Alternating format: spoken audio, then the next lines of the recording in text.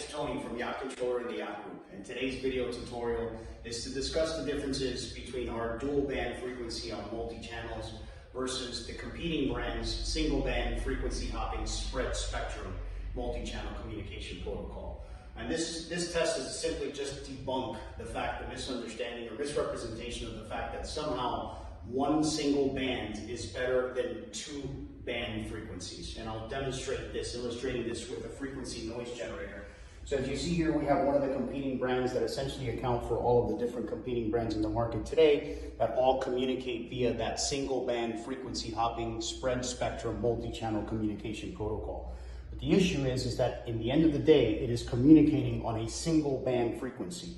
So here, as you see, this system is currently operational, giving the commands. So the minute you introduce the 433 noise generator to the system, you risk the disconnect between remote and receiver, as I'm simulating here, where you see as the remote has lost connection to the system. What this creates is a potential risk when operating your vessel. Now, keep in mind, you're at the bow of the boat or you're on the swim platform, and you somehow were to get some signal interference like this, where immediately the channel is lost and the communication is broken between remote and receiver, as you see what's occurring here. This is a very, very dangerous scenario when you're talking about controlling your multi-million-dollar yacht away from the helm.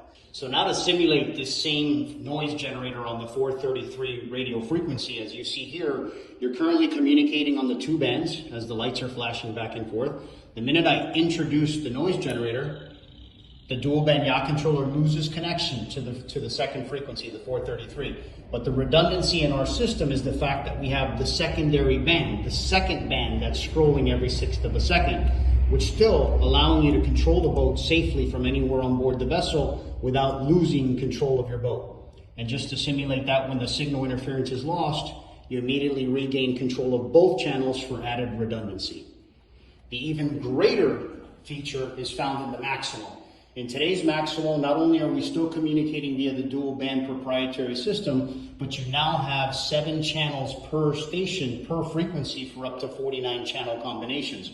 Whereas same here, where you emulate the noise generator, you've now lost control of the 433 channels, but you still have the multiple channels in the 900 range where you can effectively control your vessel.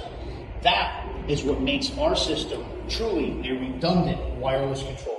For more information, you can visit our website at www.yachtcontroller.com, and we'll have a longer extended video of this for you to review as well. Thank you. Catch you in the next tutorial.